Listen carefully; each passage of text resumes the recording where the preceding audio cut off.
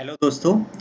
NVS का जो syllabus है पीजीडी कंप्यूटर साइंस का, उसमें एक इम्पोर्टेंट पार्ट है वेब डेवलपमेंट, जिसमें एचटीएमएल, सीएसएस, एक्सएमएल और जावास्क्रिप्ट वगैरह आते हैं। तो इसमें एक चीज़ है एक्सएमएल, एक्सटेंसिबल मार्कअप लैंग्वेज। तो इससे क्वेश्चंस हमेशा ही पूछे जाते हैं, चाहे कोई सा भी एग्जाम हो, और ये छोटा सा ही टॉपिक है। तो आज हम इसके बारे में विस्तार से चर्चा करेंगे। सबसे पहले तो एक्सएमएल क्या है। एक्सएमएल का फुल फॉर्म है एक्सटेंसिबल मार्कअप लैंग्वेज। ये डिज़ाइन की गई थी डेटा को स्टोर और ट्रांसपोर्ट करने के लिए। इसको लिखा जाता है बिल्कुल एकदम प्लेन इंग्लिश लैंग्वेज में लिखा जाता है, ताकि ह्यूमंस तो अंडरस्टैंड करते ही हैं, साथ में मशीन रीडेबल भी होती है। इसके अलावा इसकी खास बात एक ही सॉफ्टवेयर एंड हार्डवेयर इंडिपेंडेंट होती है और सेल्फ डिस्क्रिप्टिव होती है। जो इसके टैग्स होते हैं उनको देख के ये खुद अपने आप को डिस्क्राइब कर लेता है। कि जो टैगिंग होती है उसी से आपको पता लग जाएगा कि इसके अंदर क्या लिखा गया है, क्या डेटा स्टोर्ड है। ये एक W3C रिकमेंडेशन है। W3C है वर्ल्ड वाइड वेब कंसोर्शियम। जितने भी वेब टेक्नोलॉजीज होती है उनका स्टैंडर्डाइजेशन ये ऑर्गेनाइजेशन करता है, ये कंसोर्शियम करता है एक तरीके से। इसके अलावा अगली प्रॉपर्टी अगर XML की देखें तो ये प्री डिफाइंड नहीं होते हैं। जैसे कि HTML में पहले से डिफाइंड टैग होते हैं। P टैग है for paragraph, H for heading, H1, H2, H3, different levels of headings होते हैं। ऐसा कोई यहाँ पे XML में प्री डिफाइंड टैग नहीं होता है। XML के टैग जो भी कोडर है वो खुद से डिज़ाइन करता है। हमें बेसिकली थ्योरेटिकल एस्पेक्ट्स इसके पढ़ने हैं, प्रैक्टिकल हमें इसको करके देखना नहीं है कि कहाँ पे क्या हो रहा है। अगर किसी के पास टाइम है तो देख सकता है, अदरवाइज तो एग्जाम पॉइंट ऑफ व्यू से इसकी थ्योरी पूछी जाती है। इसके बेसिक एमसीक्यूज बनेंगे कि ये क्या है, वो क्या है, इसकी प्रॉपर्टी से रिलेटेड सिंपल सिंपल से क्वेश्चंस होते हैं। तो उसी पे हम लोग फोकस करेंगे। तो इसमें क्वेश्चन ये है कि व्हाट इज मार्कअप लैंग्वेज। जैसे HTML है हाइपर टेक्स्ट मार्कअप लैंग्वेज, और XML को बोल रहे हैं एक्सटेंसिबल मार्कअप लैंग्वेज। तो मार्कअप लैंग्वेज होती क्या है? मार्कअप लैंग्वेज एक कंप्यूटर लैंग्वेज है that uses tags to define elements within a document. It is human readable. Markup language क्या करती है कि टैग्स का यूज करके डिफरेंट डिफरेंट एलिमेंट्स को डिफाइन करती है। तो जो सबसे ज़्यादा प्रोमिनेंट मार्कअप लैंग्वेज है वो HTML है और XML है।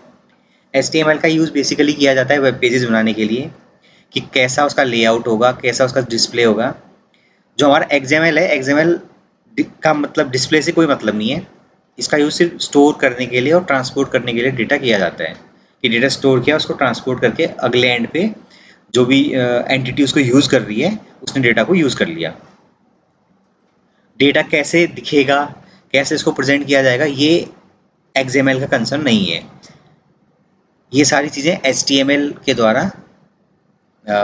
डिस्प्ले की जाती हैं कि कैसे दिखेगा कैसे नहीं दिखेगा। जो HTML के टैग्स होते हैं वो प्री डिफाइंड होते हैं, जैसे कि मैंने अभी बताया था कि डिफरेंट डिफरेंट पैराग्राफ टैग है, BR, break row, all these tags are predefined. In XML we define our own tags. जो भी डेवलपर है वो अपने हिसाब से अपने टैग्स बनाएगा, उसको बस डेटा स्टोर कराना है, ऐसे कराना है कि सामने वाले को समझ आ जाए। HTML सिर्फ डेटा को स्टोर करता है, डेटा कैसे डिस्प्ले होगा ये इसका कंसर्न नहीं है, जैसे कि मैं अभी बताया था। अब देखते हैं कैसे इसको लिखा जाता है XML को। तो जो पहली लाइन है ये इसको XML प्रोलॉग कहा जाता है, और ये मैंडेटरी नहीं है।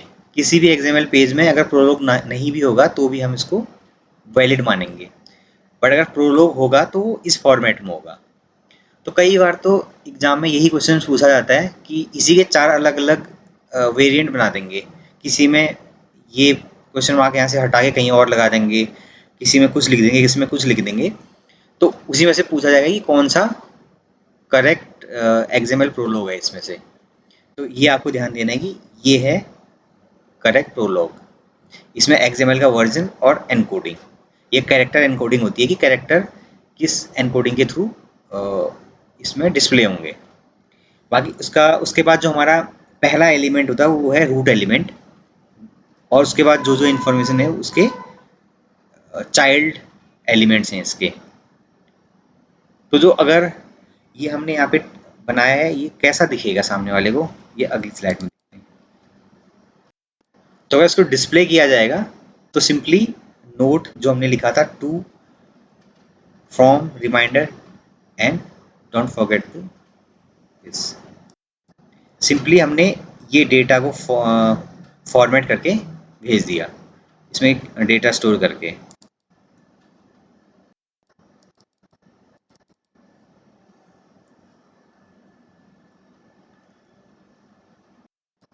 अब कुछ और चीज़ें देखते हैं एक्सएमएल के बारे में। एक्सएमएल डॉक्यूमेंट्स ट्री फॉर्मेट में होते हैं, मीन्स कि एक रूट एलिमेंट होगा और उसके चाइल्ड सब चाइल्ड, जिनको हम ब्रांचेस भी कह सकते हैं, उस फॉर्मेट में ये होगा। सबसे ऊपर एक रूट एलिमेंट होना इसमें मैंडेटरी होता है। रूट एलिमेंट होगा, उसका चाइल्ड सब चाइल्ड, इसके और भी जितने भी सब चाइल्ड हैं वो आते रहेंगे उसके नीचे। तो एक ट्री स्ट्रक्चर बनाता है एक्सएमएल। अब कोई भी प्रोग्रामिंग लैंग्वेज होती है या स्क्रिप्टिंग लैंग्वेज है, तो उसमें सिंटैक्स बहुत इंपॉर्टेंट होते हैं। सिंटैक्स एक तरीके से रूल्स हैं कि कैसे में लिखा जाएगा। तो वैसे इस एक्सएमएल के भी कुछ रूल्स हैं, जैसे कि कोई भी टैग है, अगर हमने खुद से कोई टैग बनाया है तो उसका एक एंडिंग टैग जरूर होगा। जैसे पैराग्राफ टैग है तो यहाँ से स्टार्ट हुआ और यहाँ पे एंड हो गया। ये ब्रेक रो टैग है, इसमें स्टार्टिंग और एंडिंग एक ही में हो जाती है, क्योंकि यहीं पे एग्जीक्यूट हो जाता है। ब्रेक रो हुआ और हमारी जो नेक्स्ट एंड, एक तरीके से एंटर का काम करता है। नेक्स्ट लाइन पे आ गया कैरेक्टर तो इसमें साथ ही ब्रेक हो जाता है। इसके अलावा इनकी एक खास बात ये होती है कि XML tags are case sensitive. अगर मैं एक टैग बना रहा हूँ लेटर नाम से और रनिंग में लेटर में और कैपिटल में, तो दोनों में डिफरेंस होगा, दोनों डिफरेंट होंगे। एक और चीज़ आती है इसमें, हाई वाइट स्पेसेस प्रिजर्व होते हैं। अगर मैं कोई इस तरीके से वर्ड लिखता हूँ, एक एक्सएमएल सेंटेंस सिंटैक्स, तो ये इसमें प्रिजर्व रहेगा। जो भी वाइट स्पेसेस होंगे वो ये ले लेगा। अगर यही चीज़ HTML में होती तो वाइट स्पेस हटा के इस चीज़ को कुछ इस तरीके से ले लिया जाता।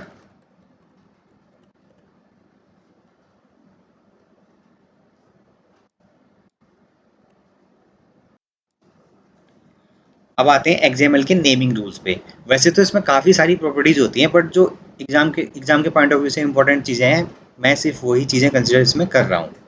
अदरवाइज तो इस पर ये पूरी की पूरी लैंग्वेज है, तो इसमें बहुत सारी चीज़ें मिल सकती हैं, बट कम टाइम में जितना प्रोडक्टिव हो पाए उतना ही हमें ट्राई करना चाहिए। तो अब इसके नेमिंग रूल्स पे फोकस करते हैं। तो फर्स्ट ऑफ ऑल, जैसा कि मैंने कहा कि केस सेंसिटिव लैंग्वेज होती है, तो इसके नेम्स भी केस सेंसिटिव होंगे। अगर मैं आर कैपिटल करके राम लिखूंगा और रनिंग में राम लिखूंगा तो दोनों अलग अलग मानी जाएंगी। और इसके जो एलिमेंट्स हैं, ये आइदर लेटर और अंडरस्कोर से स्टार्ट होने चाहिए। इसमें कोई अदर देन अंडरस्कोर कोई स्पेशल कैरेक्टर नहीं आना चाहिए या फिर कोई नंबर नहीं आना चाहिए। जैसे कि हर प्रोग्रामिंग लैंग्वेज में कुछ रिजर्व कीवर्ड होते हैं, तो एक्सएमएल में सिर्फ एक ही कीवर्ड है रिजर्व है, जो एक्सएमएल है। तो एक्सएमएल का कोई भी वेरिएंट, लाइक रनिंग में एक्सएमएल लिख दिया, कैपिटल में लिख दिया, या फिर एक रनिंग रनिंग और कैपिटल का मिक्सर कर दिया, तो ऐसे कोई भी वैलिड नहीं होंगे, क्योंकि इसमें सिर्फ एक ही रिजर्व कीवर्ड है, वो है एक्सएमएल। जैसे कि हम लोग सी में देखते हैं बहुत सारे होते हैं, वॉइड है, इंट है, फ्लोट है, ये सारे कीवर्ड हैं, इनको हम वेरिएबल के नेमिंग में यूज़ नहीं कर सकते हैं। बट एक्सएमएल के केस में सिर्फ एक्सएमएल एक ऐसा वर्ड होता है जो रिजर्व है, बाकी कोई भी वर्ड हम लोग यूज़ कर सकते हैं।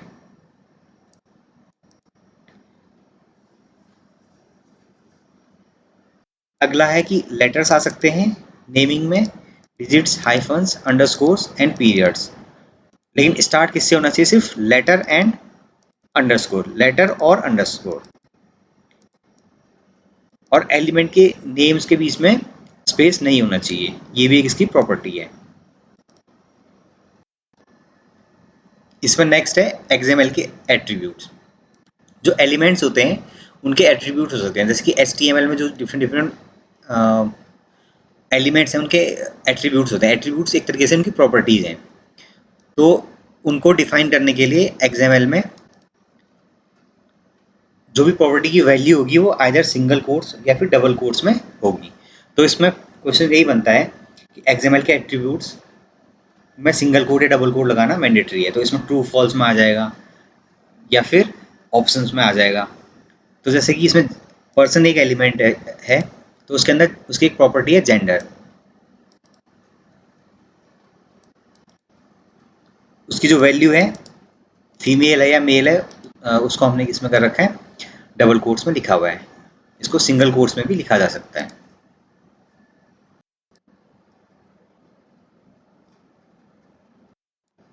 अब कुछ मिसलीनियस इन्फॉर्मेशन जो भी अभी तक हमने पढ़ा है XML के बारे में, उसमें सबसे पहली चीज़ एक आई थी UTF। UTF का फुल फॉर्म होता है यूनिकोड ट्रांसफॉर्मेशन फॉर्मेट। तो ये टेक्स्ट को कैसे रिप्रेजेंट किया जाएगा उसका एक फॉर्मेट है।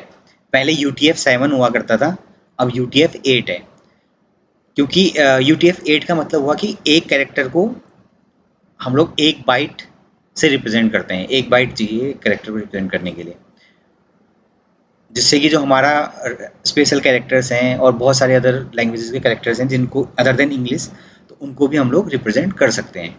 ये सिर्फ UTF-8 की वजह से पॉसिबल हुआ है।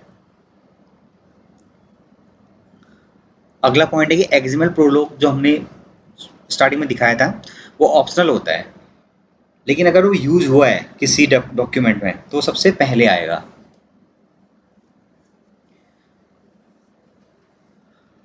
एक XML डॉक्यूमेंट अगर करेक्ट फॉर्मेट में होगा तो उसे हम बोलेंगे वेल फॉर्म। साथ ही एक चीज़ होती है डॉम, डॉक्यूमेंट ऑब्जेक्ट मॉडल। ये भी कभी कभार इसका फुल फॉर्म पूछा जाता है, डॉक्यूमेंट ऑब्जेक्ट मॉडल। HTML है, XML है, ये सारे डॉम को फॉलो करते हैं। बेसिकली XML बहुत ही लाइट वेट होता है टू ट्रांसपोर्ट डेटा। जैसे कि आपने देखा होगा इनकम टैक्स रिटर्न जब भरते हैं तो उसमें XML फॉर्मेट में भी एक आता है, तो प्री डिफाइंड फॉर्मेट टैग्स बने होते हैं पहले से, उसमें बस आप वैल्यू को फीड करते हो। तो जब अपलोड करते हो तो सामने वाला जो एप्लीकेशन है वो उसको हर एक टैग से उसकी वैल्यू को उठाता है। तो इस तरीके से डेटा को बहुत ईजिली और बहुत लाइट वेट उसमें ट्रांसपोर्ट किया जा सकता है। तो XML का बस यही यूज़ है। तो बाकी इसके बेसिक चीज़ें हमने सारी देख ही ली, तो इन्हीं में से कुछ क्वेश्चंस बन सकते हैं। बाकी आगे के लेक्चर्स में हम HTML और CSS जावास्क्रिप्ट वगैरह भी कवर करेंगे। साथ ही जो इसके वेब टूल्स हैं, मल्टीमीडिया टूल्स हैं, जिसमें कि ग्राफिक्स एनिमेशन से रिलेटेड चीज़ें हैं और साथ में डिफरेंट डिफरेंट फॉर्मेट से रिलेटेड चीज़ें हैं, वो भी हम लोग कवर करेंगे।